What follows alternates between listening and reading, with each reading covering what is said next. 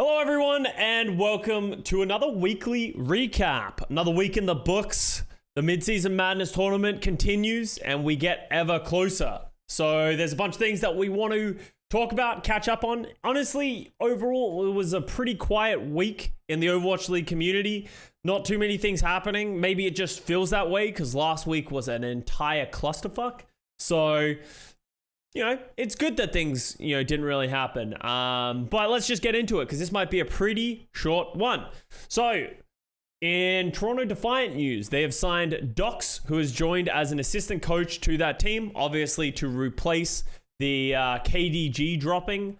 Moby Dick is still the temporary head coach. Maybe he'll be eventually promoted to the full-time head coach. We were a little worried about Toronto because they weren't really playing the right heroes in the first week. But this most recent week, we had Muse pick up the Doomfist, and it actually looked very, very good. So can't be too upset for this whole situation. It'll be cool to see what Dox will do. I don't know much about him as a coach, as with every coach, so we'll see his impact over time. Toronto Dox themselves. Oh, come on. That's a cheap joke. All right. In stranger news of what happened in this past week was Jayne went missing. Jayne hasn't been in the Overwatch League community or Overwatch community, honestly, for a couple of years. It feels like at this point, there was a lot of drama that went on of people were really worried about him because his family reported him missing and sort of came to the Overwatch community to help raise awareness for where that Jayne is missing, that need to find him. Fortunately, he was only missing for a short period of time as he was found. He is home safe and he is back with his family. So good news all in all to see Jayne get found so quickly and that he is safe. So inventor of esports has been found. Esports has been saved. Not too much to talk about that. Just sort of a feels good story. It's always scary when those kind of things happen. Los Angeles Valiant. And there wasn't really too many updates that happened with the Los Angeles Valiant other than it's exciting because there's been so much negativity going on with speculation around the team. They actually had a lot of success in their matches this weekend. Molly played incredibly. Marvel played very, very well. You can understand why these players have been picked up to the team. There has been rumors coming out today that with the dropping of Coldest and Wuxiao, they have been able to pay their players effectively, and it's not coming out of the player's salary. But the main thing that I wanted to sort of bring up with this is just we need to be careful with the amount of speculation that we're doing in the community of people are just taking rumors as facts. People are just making stuff up. People are just, taking something that a player said on a stream and then just sort of running with it. We don't know what's happening with the Valiant. We don't know which players are being paid, what's happening. Are they breaking league rules? It's been said by the league that they are investigating and they're following up what is happening within the Los Angeles Valiant. So hopefully they can deal with it accordingly and it doesn't come down to Reddit to be the detectives. So I think this is sort of where this chapter ends in terms of talking about the management of this team. At least hopefully this is where it ends and we can just focus on the fact that this team is playing incredibly well. They're actually looking better and improved. Them and the Chengdu Hunters are having a much better mid-season tournament. Keep moving on. We're flying through the news. There is a cool promotion happening with the beta dropping tomorrow at 11 a.m. PST. So this video will probably be coming out soon. It'll probably be the beta might be out by the time that you watch this video, which is awesome. Quick reminder that you can sign up at the Play Overwatch website, sign up for the beta, and you will have a chance of getting in. You will get guaranteed access according to the AMA and the information that they have provided. By July 14th, there will be an open beta S-type thing where anyone who signed up for the beta will get access to the beta, guaranteed. If you don't want to wait that long and don't want to roll the dice, you can also buy the Watchpoint packs, which can be found at the Play Overwatch website. You can go to the store, all that kind of stuff. There are these Watchpoint packs, which is essentially it's like buying the collector's edition of Overwatch 2. You'll get a bunch of currency. You get $20 worth of currency. You get the first battle pass. It's a pretty good deal, all in all, honestly, and it guarantees you the beta access. If you're planning on spending money in Overwatch 2 in the future, this is a great deal to buy the $40 Watchpoint pack. If not, just gamble and roll the dice to see if you're going to get the beta. there is a cool promotion that is going on with Play Overwatch in terms of Twitch. If you want this really cool Brig medic skin, you can support a streamer from the dates of June 29th to July 19th. So 2 days from this recording at 11 a.m. PT. If you gift 3 subs to a streamer, you will get a code on Twitch, and you can then redeem that code in Battle.net, and you will get this really cool skin for Overwatch 1 and Overwatch 2 in the future. It'll probably be an exclusive skin that will not be redeemable ever again in the future, kind of like Pink Mercy is, and that's the same thing for the Watchpoint skins. I think skins are going to become a lot more unique to when they are released to these kind of events, so if you really like this skin, you should make sure to go to your favorite streamer, hopefully this guy, gift those 3 subs, and you'll get this skin forever. This skin needs to be yassified, but I'll buy it. Yeah, you don't need to support creator code. You just need to come into my channel, not as an anonymous gift giver of 3 subs. You need to gift 3 subs on your Twitch account, and then you will get a code in which you'll be able to put into the thing. You don't need to give Custa creator code or anything like that. No Fortnite-esque type style. Just got to come into this channel and gift 3 subs, or any other channel. There is a bunch of other names of content creators that you can find on this list where they talk about this, and I'm sure people will have drops enabled on their stream and stuff like that. Just be careful with who you're going to give it to. Yeah, and that's honestly all the news. We have a breaking news segment to jump in on this video on YouTube. I'm sorry to affect the regular broadcast, but we had a piece of news drop after the video had been recorded. YouTube, there has been an organizational announcement from the Boston Uprising. Effective today, the Boston Uprising have decided to part ways with the president and general manager Chris Huk Fired. Chris has been the face of the Boston Uprising since inception, and we are grateful for his contributions to the team. While this was a difficult decision, the Boston Uprising and Oxygen Esports hold competitive viability as our North Star, and believe this change is the best for the long-term direction of the organization. We wish Chris all the best in his future endeavors. Moving forward, Assistant General Manager Mineral will operate as interim GM as we look to readdress our roster and build for the future. To our fans, thank you for your continued support. Boston is the city of champions, and we strive to put a product on the field that makes us fans proud. Boston Uprising. Just realized that wasn't on the screen as that whole segment happened, but it's fine. Now you can read it for yourself. I wanted to do it for dramatic effect, but it's fine. So Boston Uprising have officially made the decision to drop Huk, which is surprising. I don't think anyone saw this coming. The wording is interesting. So it seems like this was the Boston Uprising decision. This isn't Huk. Huk was removed.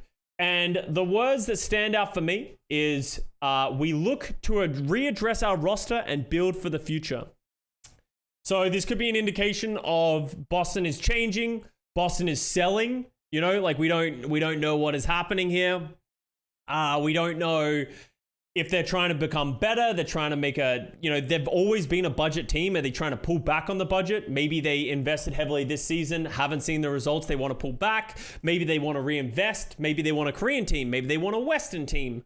We don't know. There's a lot of questions more than answers that come from this thing, but it's cool to see something happen. I'm going to miss Huk as much as Huk gets memed a lot and, Mr. President, all that kind of stuff. And you can question how he's run the Boston Uprising. He's been with us for a long time. I have a lot of respect for the guy. So it's sad to see him go, and I hope he finds something cool and lands on something cool. He has a big resume. I'm sure he can do a lot of different things.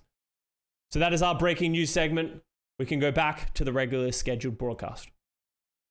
Junker Queen, as I said, comes out on the bed. No, not now. Not now. The 3 gifted subs are in the next 2 days.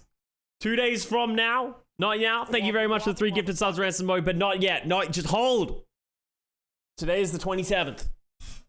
But I appreciate it nonetheless. Thank you for the 3 gifted subs. But let us continue on. That is all the news. Junker Queen is coming out in the beta that starts tomorrow. I'm going to be streaming a lot of Overwatch 2. If you guys want to come check that out, please do. If not, let's continue on to the Overwatch League Pickems page. Let's sort of recap what happened in the East and the West in the Overwatch League. We had the Valiant going close with the Philadelphia Fusion. The Fusion had a bad weekend. They went 0-2, coming from, all the hype around them in the kickoff clash. Their rookies looking very good. They had a rough thing. They lost to Chengdu and Valiant, probably two teams that we weren't expecting to be too strong. Both these teams are much improved. Valiant looks very good with the addition of Marvel and Molly. They are much improved. They look to be playing this meta quite well. Marvel has a great Doomfist. It seems to be looking good for the Valiant, but Philadelphia Fusion fell in a map 5, and the Philly fans continue to cry into their pillows. Seoul Dynasty did take down the Chengdu Hunters in a very close match as well. Another map 5 banger.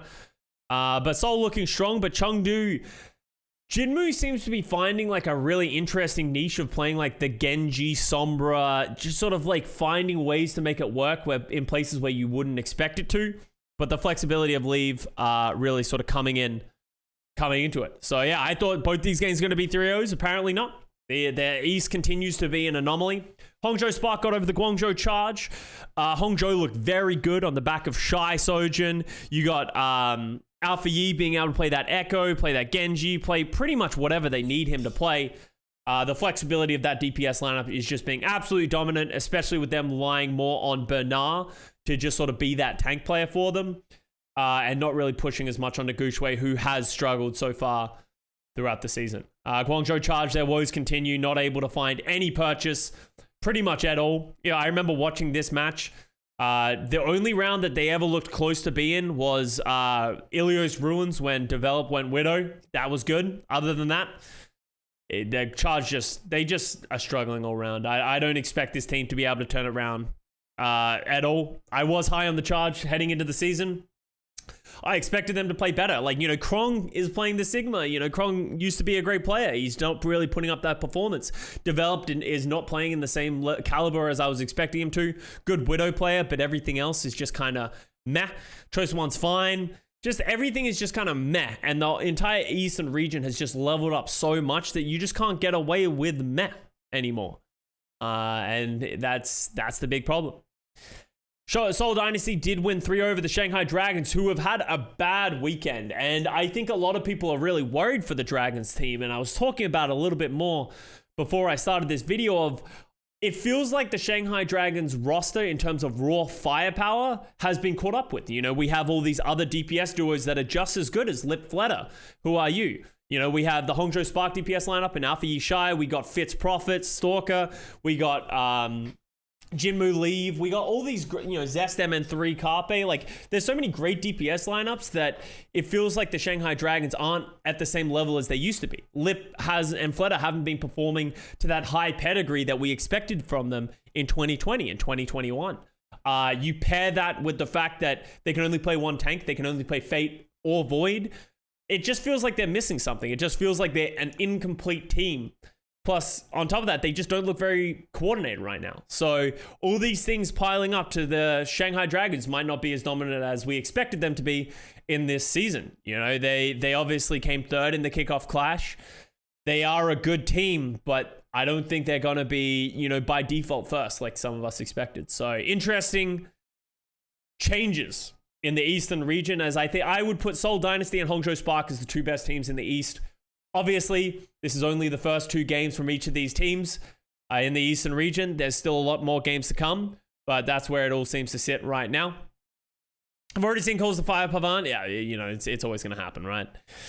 Chengdu Hunters go up 3-1 over the Philadelphia Fusion as the Fusion boys continue. Chengdu just looking pretty solid. Honestly, we got to see a little bit of Zaizi. Chengdu's looking pretty good. Valiant beat Charge. Charge woes continues, and Hongzhou Spark got 3-0 over the Shanghai Dragons as well. So it's just a scary thing for the Shanghai Dragons fans to go 0-6 in a weekend. I would be interested to know when the last time the Shanghai Dragons didn't win a map in a weekend of matches. It's probably been a while. So let's talk about the West then. Season 1, probably season 1. That's probably a good point.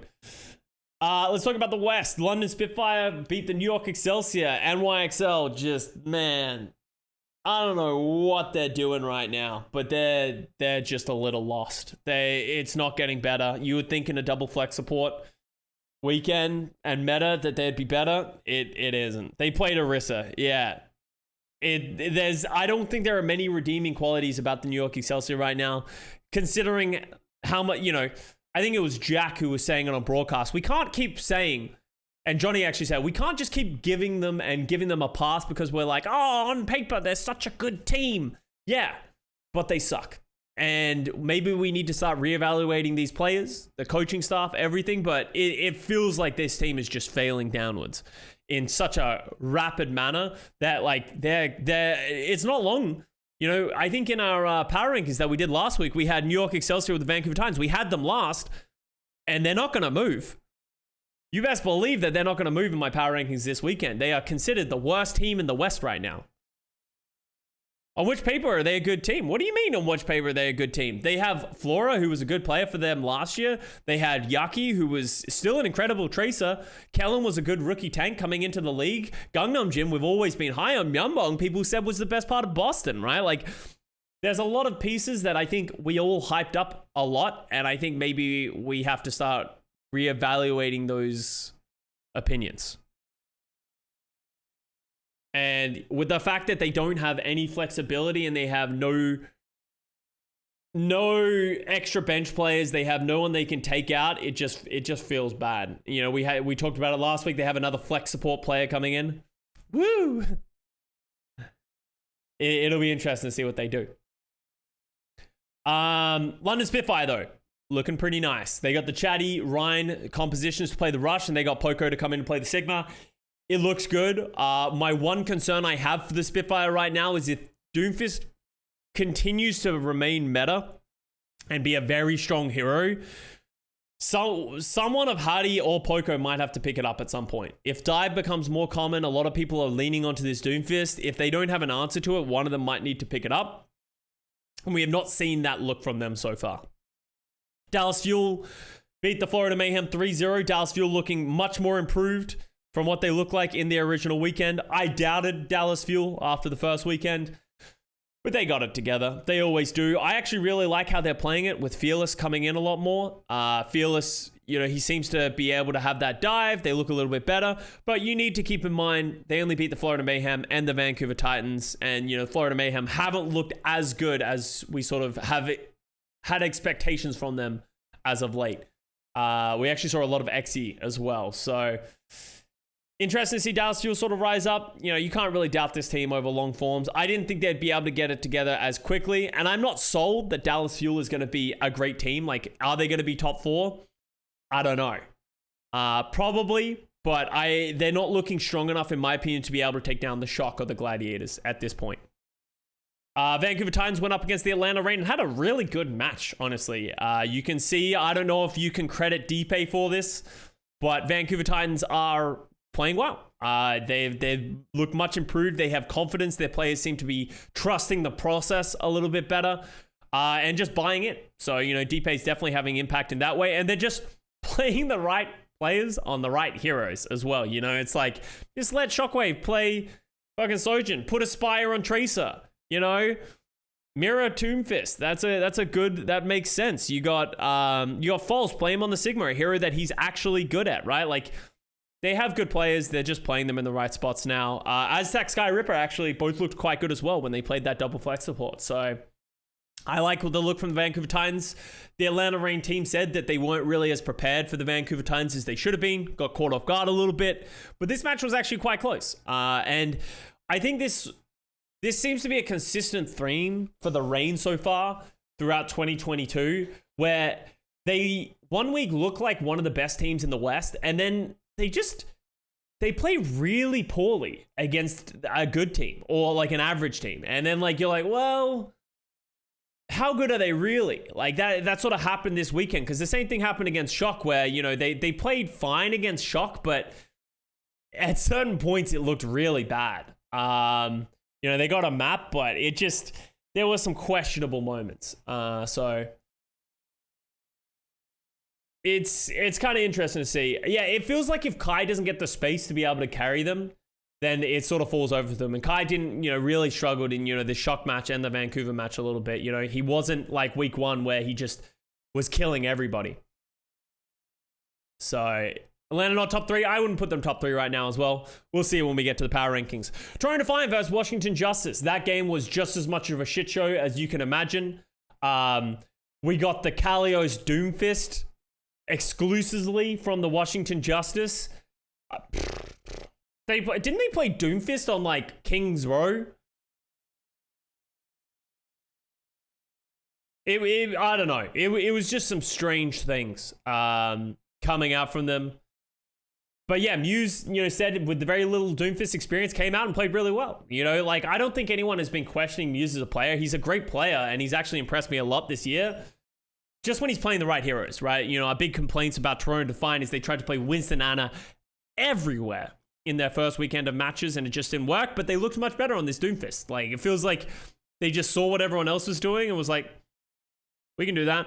Sure, why not? And they just sort of copied those comps and were able to walk over the Justice.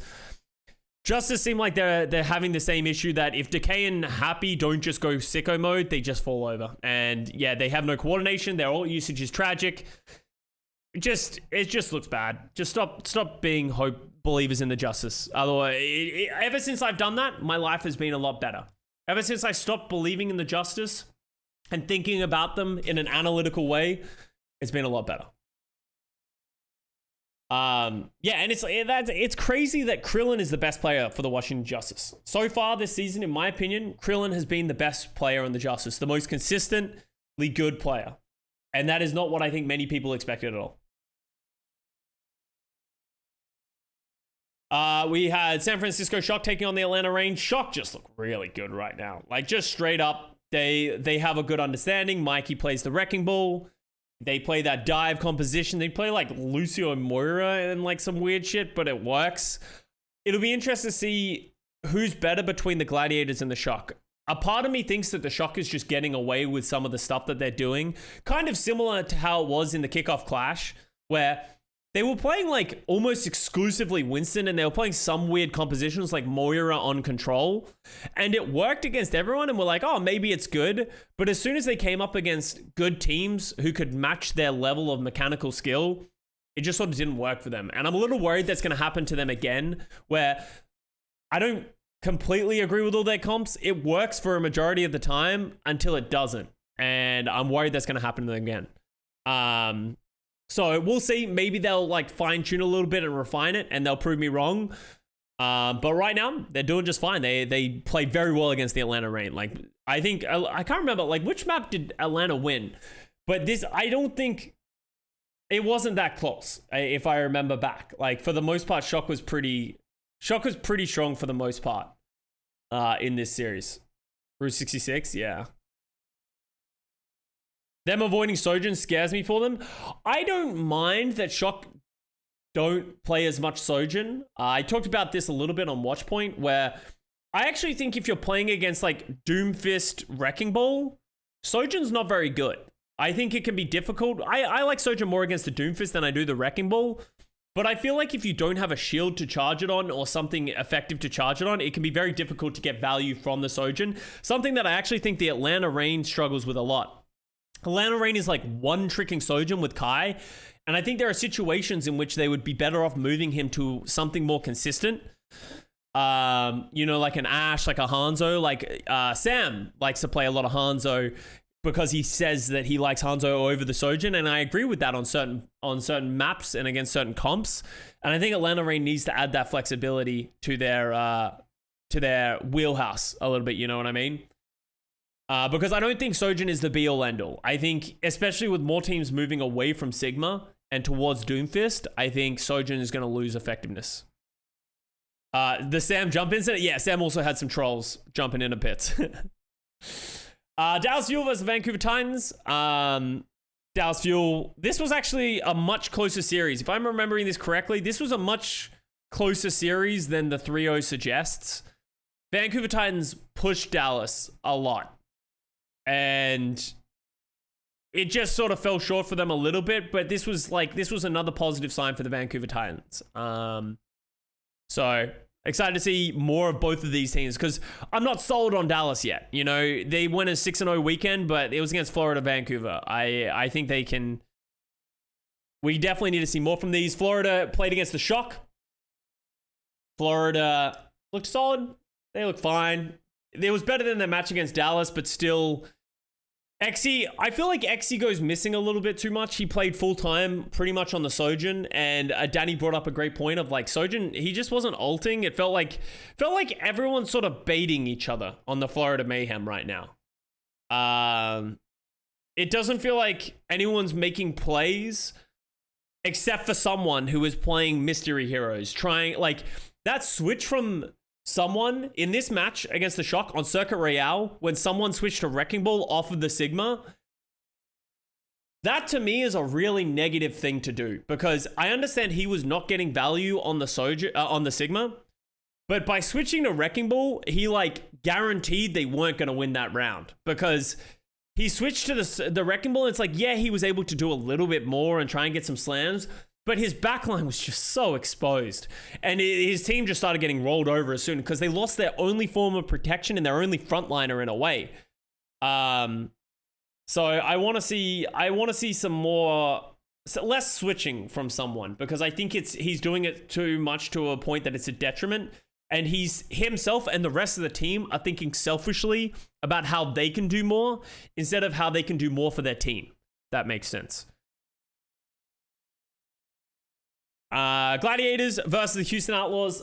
Man, I predicted the Houston Outlaws on watch point, and I was like, it felt like the time that like Gladiators might stumble and the Outlaws might play well.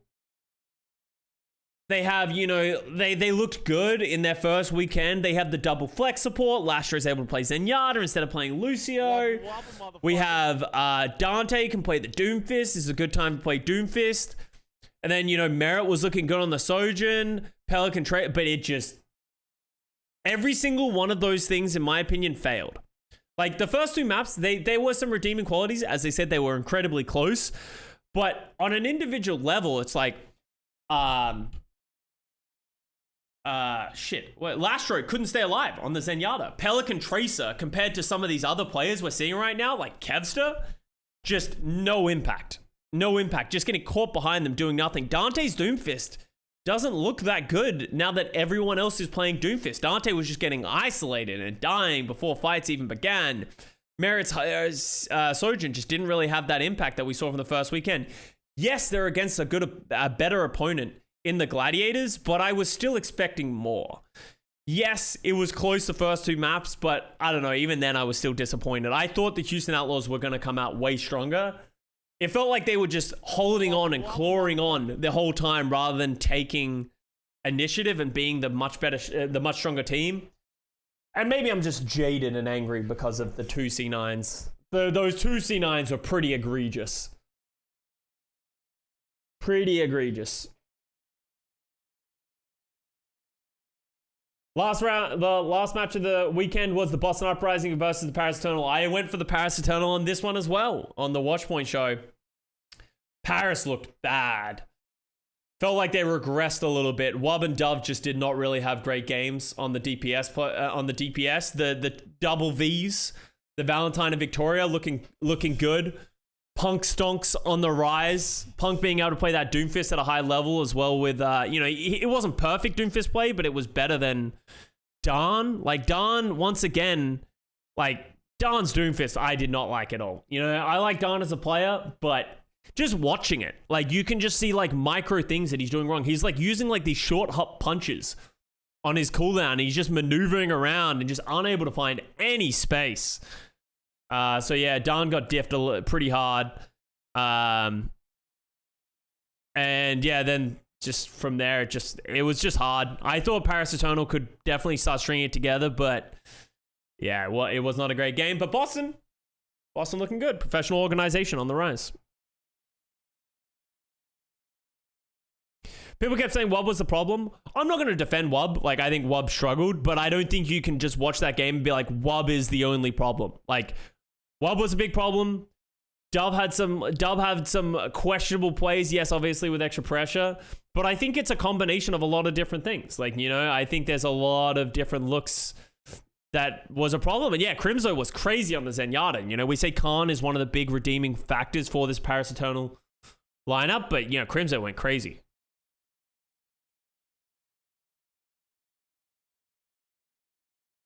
Khan needs to be better at his best hero. As I said, I don't think you can look at one player and say this player needs to be better. They all need to be better. As a team, as a whole, they need to be better. Because that was just not good performances. All right, let's do our power rankings because I think we got a lot to move around here. We got a lot to move around. So let's start with the West. Okay, Gladiators and Shock, number 1 and 2. I'm actually going to leave Gladiators at number 1. I'm not sold on everything the Shock is doing yet. I'm not sold. I would love to see these two go head to head. They're very close, but I'm going to leave Gladiators where it is. Atlanta Reign, I think they deserve to stay up here. I think they can be competitive with the top end.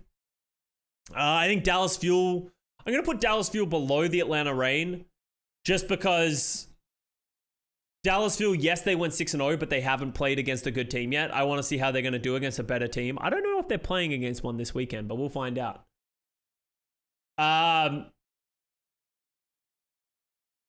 think we moved the tier break here.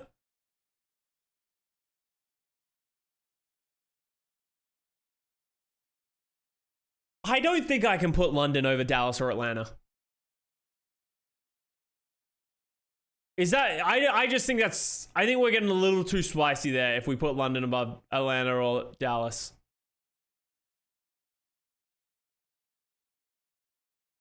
Who has London played against? Like, why do I just feel like London hasn't done it crazy just yet? Like, they beat Florida, Toronto, New York, right? And Florida was map 5. And we just saw Dallas dismantle the Florida Mayhem as well. Like, I think we might be getting a little too hype on them right now. Yes, they're good. But above Dallas and Atlanta, I just think those rosters are better. I'm happy to put London above Houston right now. Just because of, I was disappointed with their match against the Gladiators, but it's still against the Gladiators. Like, I could absolutely see this, you know?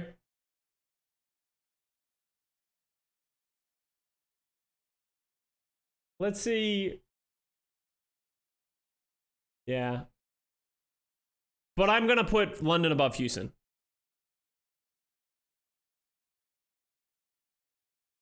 London above... Atlanta on 3 is just wrong. Well, who do you put there instead? Who do you put above Atlanta?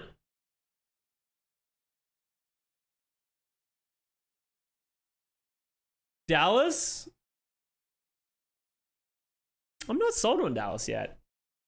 Atlanta did look really bad, though. I think it's fine. Yeah, like, I think it's fine. Like, it's kind of hard right now because all these teams have had, like, a weird schedule.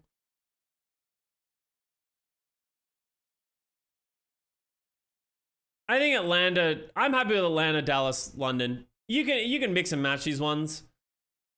Florida look quite weak, but I kind of want to keep them in the same tier. I think Florida would still beat a lot of these other teams. Who did Florida lose to? Where's Florida been at? They lost that, yeah, like, I feel like some of us are getting a little harsh on Florida, but because they lost to London, Map 5 lost to London, but they lost to Dallas and Shock. Like, I don't want to knee-jerk throw them down a tier.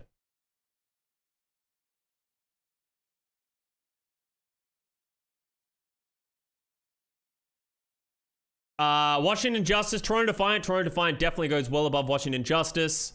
I'm actually going to put Boston above Washington as well. Paris is going down a tier break. Vancouver. I think Vancouver's going up. I actually think this is where I'm at right now.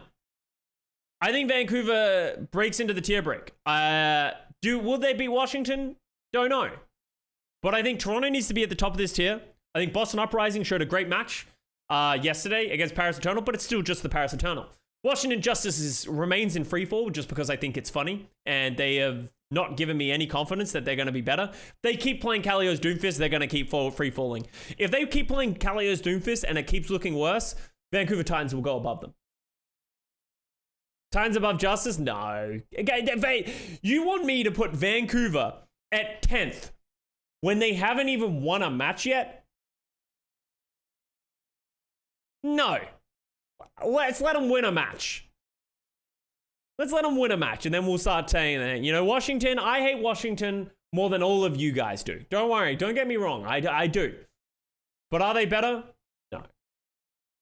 Not yet. Not yet. Maybe.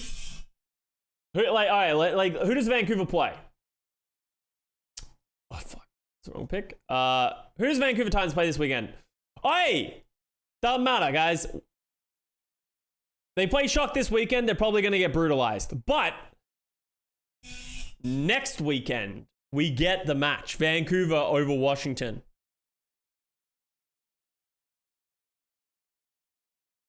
And then these all become winnable games, right? We were actually just talking about this. We were just talking about it, but Vancouver actually had a really hard front half of their schedule. They could make the playoffs. It's my hot take. I think Vancouver can make the playoffs quite easily. If they get their shit together, like they take this loss to Shock, then they can beat Washington, Toronto, Paris, New York, Washington, Houston, Boston, London. Gladiators is hard, Dallas is hard, but Toronto, Florida, Paris, like their schedule gets drastically easier in the back half. Something that I didn't realize is when I knew everyone was playing each other twice in the league, I just thought you would play everyone once in the front half of the season and everyone once in the back half of the season. But that's actually not true. Like the Vancouver Titans, they actually have to play Shock twice in the first half of the season. So they actually, and I think it was Shock and Atlanta, they had to play twice in the front half of the season. So, which is surprising to me. That's news to me, and that seems weird. But yeah, so strength of schedule is absolutely a thing for the front half and the back half of the season, and Vancouver definitely had it difficult. That's it for the West. I think I'm happy here. New York Excelsior remains in the bottom. As much as Paris Eternal looked bad, New York didn't give me any reason to not put them last. So that's where we're at the West. Okay. I think we need to add a tier break in the East. We're going to go the Hangzhou Spark. We're going to go the Seoul Dynasty. The Shanghai Dragons are going to go down here. Seoul Dynasty is going to remain at number 1 for now, just because they won the kickoff clash. They still look good. Yes, they went to 5 with Chengdu. But hey, you know, I think until we see these teams up play each other, it's going to be difficult. The question becomes, where do we put Shanghai Dragons, Philadelphia Fusion, considering Chengdu Hunters and the Valiant? Because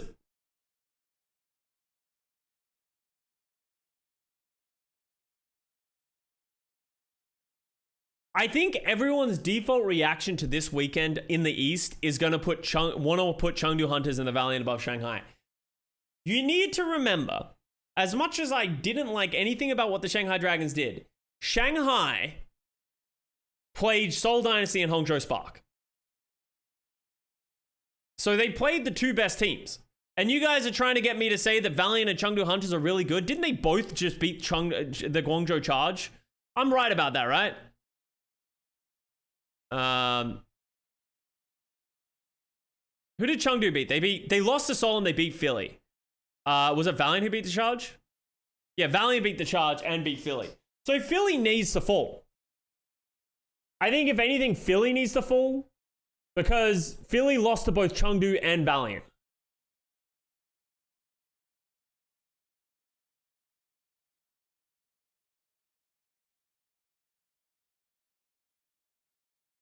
I think I'm going to remove a tier break. Actually, I'm going to put 2 tier breaks between. I think I'm going to do Valiant above Chengdu.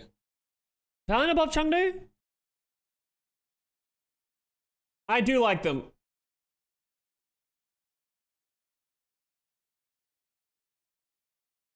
Dragons in third feels wrong.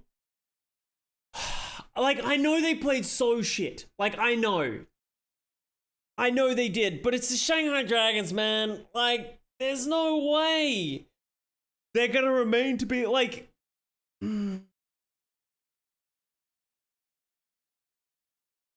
I can't do it. I can't put Shanghai below them.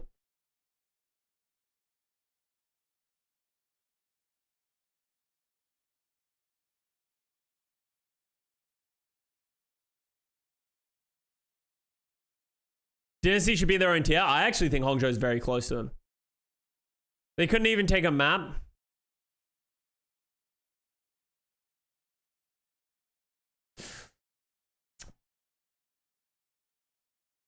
Do you guys want them to be below Valiant and Chengdu?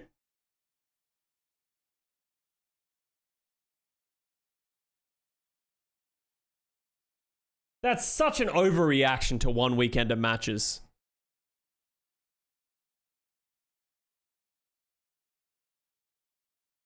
It's such an overreaction.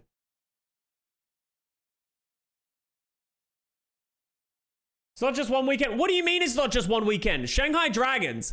If Shanghai Dragons if Profit hadn't gone fucking crazy in the lower bracket finals on that last Ilios map, Shanghai Dragons would have won that series. Would have gone on to play Philly. And yes, they lost to Philly in the past, but Philly played real bad in the grand finals. Shanghai Dragons, for all we know, could have won the kickoff clash. They were close. It's a different meta, yeah, but then you can't say that it's not an overreaction if you're going to discredit the last meta. So you guys are only talking about this weekend of the first meta that we ever saw from the Shanghai Dragons.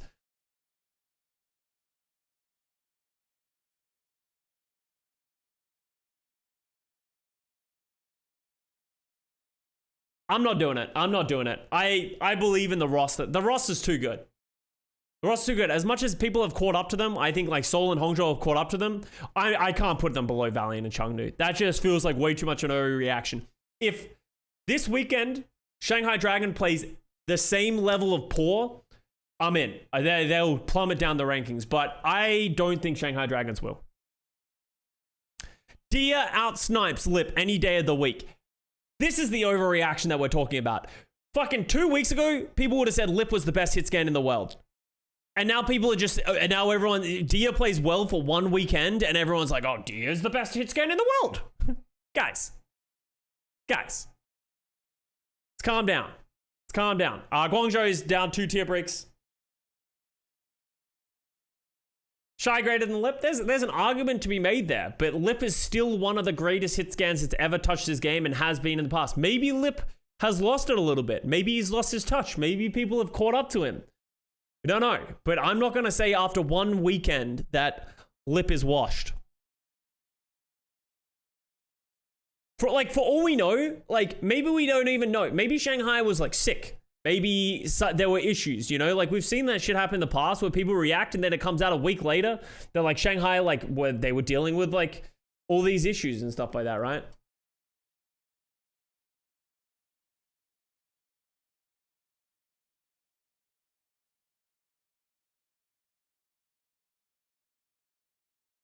Shanghai still has the internet issues? Yeah, holy copium?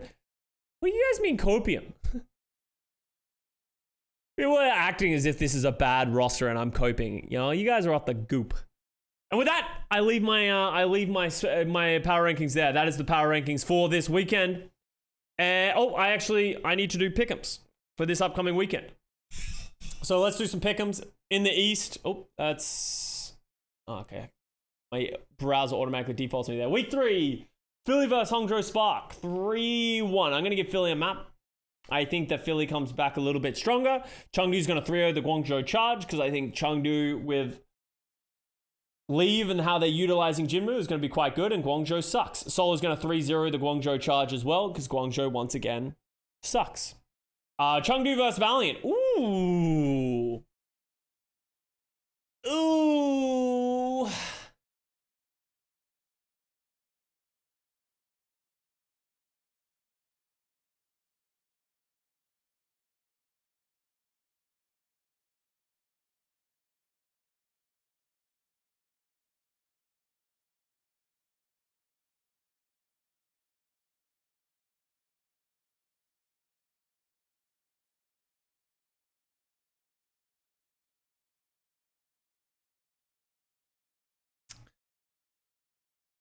I think Valiant is gonna win because I think they're in confidence stage of they're beginning to believe, with Marvel coming in, everything's working well, that kind of stuff. I don't think it's gonna work in the long term. I think this Valiant team, it's not gonna crash and burn, but it's gonna remain in the middle of the pack. I don't think Valiant is gonna keep climbing up, but I think there is something to be said about having confidence and believing in your roster moves, right? They're really starting to buy in to the no-heal copium. But it's going to be close. I'm going to go 5. Valiant's going to win 3-2. Leave Widow looked tragic last week. It's because he's not supposed to be a fucking Widow player. The fact that Leave has to play Widow for this team is actually the worst thing in the world. He can do it because he's a great player, but he should not be playing Widow. It's not his... He should be playing the Tracer.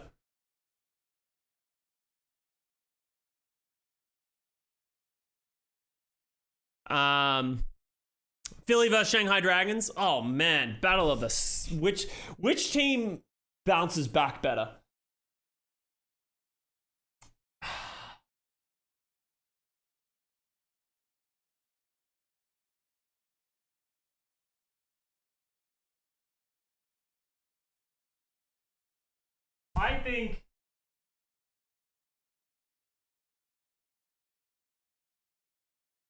I think it has to be Dragons. Because I think Dragons can just... If they just look at how everyone else plays the game, they have the players who do it. While Philly, I'm not sold that they can play like a Doomfist comp like super well. Or like...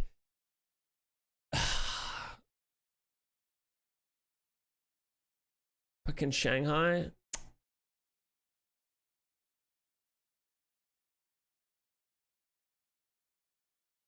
Dragons hasn't taken a map off of them all season. Is that true?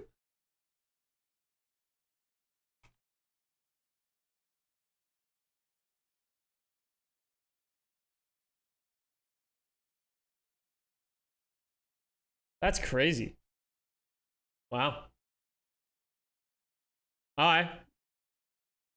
I'm going to go 3-2. I think it's going to be a banger then. I'm going to give it to Philly. Maybe, no, actually I'm going to go 3-1. If Philly actually has a kryptonite over Shanghai Dragons, especially with Shanghai is currently struggling, like, okay, I'll do it. I'll do it. Spark versus Soul. Oh my God, there are some good matches in the East this weekend. Oh.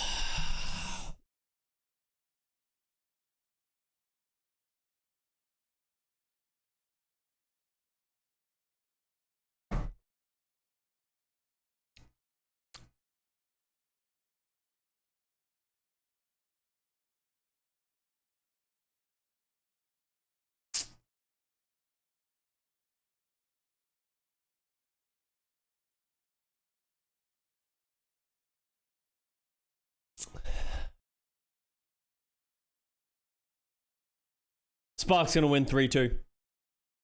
I think Spark wins it. I think Shy Alpha Yi look fucking incredible right now, and they're gonna be able to shut down the Prophets.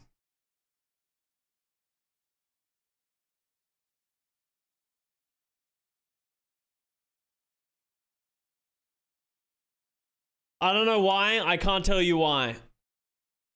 And if Shanghai loses to Philly, they're gonna lose to Valiant. 3-1. All right, there we go. I might change these, as I said, depending on what we see from them. But let's keep moving. Let's go to the West. London Spitfire is gonna brutalize Paris, unless Paris turns it around. Atlanta Reign versus the Houston Outlaws. Smurf is so much better than Bernard. Yes, on Zaya and Winston. Two heroes that are not being played right now. I think if you're going to play Sigma, I think Bernard is a better Sigma. And Bernard, has he played much Doomfist? I actually don't know how much Doomfist... I'm trying to remember how much Doomfist they played. Or if they played it. Smurf Doom looks good. Yeah. They're usually going to play Bull. But yeah, it's hard to really know.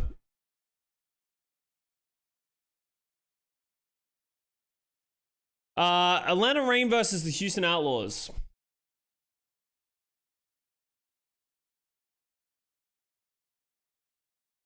I'm gonna go Atlanta. I think Houston's in trouble with this Dante Doomfist thing, in my opinion. Dante's Doomfist doesn't look perfect, and the fact that he can't switch to Sigma or like any other hero in the way that Hawk can, I think is a problem. Hawk did get exposed pretty hard as well in their match versus the Shock. Like that new Queen Street when he switched to like Diva.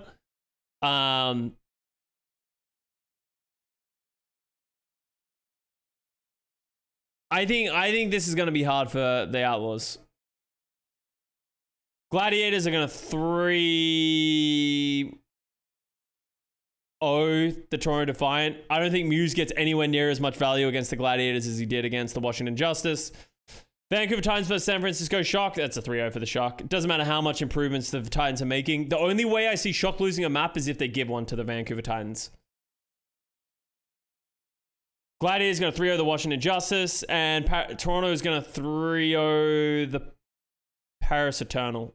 This is going to be 3 Overwatch today. Part of me wants to give a map to Paris, but I just can't. London's going to beat the Washington Justice. I'll give Washington a map. The one map that Decay shows up for the Washington Justice. Vigilante, though, I'm not going to just straight up say that Vigilante is going to help the Washington Justice. Maybe he does, but I have no justification for that. Like, we haven't seen him play. We don't know if he's going to be integrated. We don't even know if they're going to play him, right? Supreme will figure it out this time. Yeah, definitely. Supreme's definitely going to figure it out finally. Oh, Dallas is going to brutalize New York Excelsior. Ooh, Florida, Boston.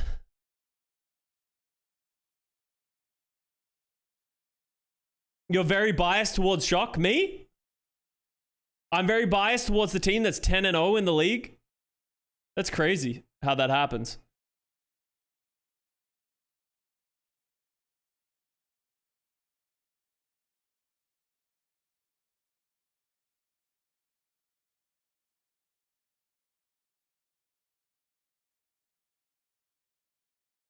Florida is so much better. Are they?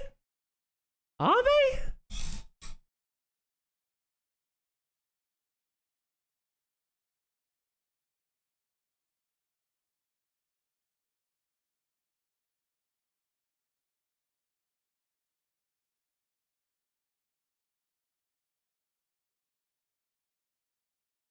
I think Boston chokes in map 5.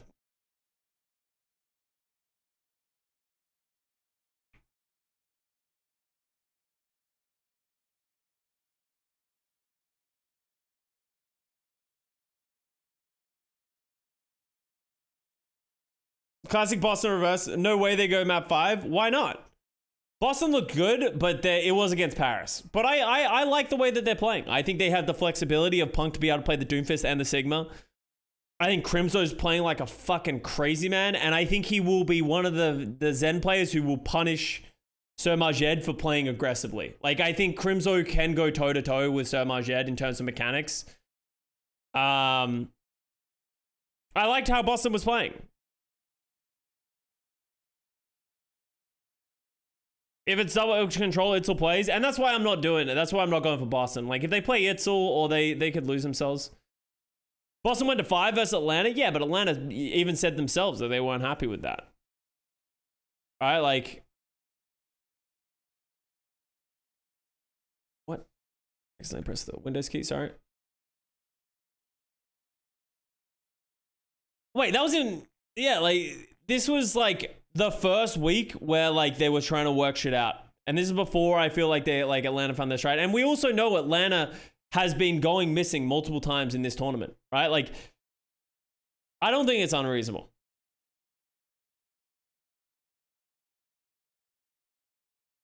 I think this is where I'm going to leave it. Maybe we'll see different looks from both these teams. Actually, is this the only time both these teams play the weekend? Yeah, so we won't even be able to determine. Houston over Atlanta, though, hey, you can do it in your own Pickems. But those are my Pickems. Hope you guys enjoyed my thoughts and process. This ended up being a pretty long episode, considering there was not much news, but there was a lot to talk about the games. Hope you guys found it interesting. I hope you found it insightful. I'm going to be doing a couple of VOD reviews, so make sure to subscribe to the channel if you guys want to see more of that or just more of these videos. Thank you very much for watching. I hope you guys enjoyed the video. Give me a like. Let me know. Do you guys think Florida is going to beat Boston? In my opinion, that's one of the most interesting matches that we have because, you know, there's obviously some better matches, but it's an interesting one. Let me know. Love you all. I'll talk to you guys next time. Love you all. Peace.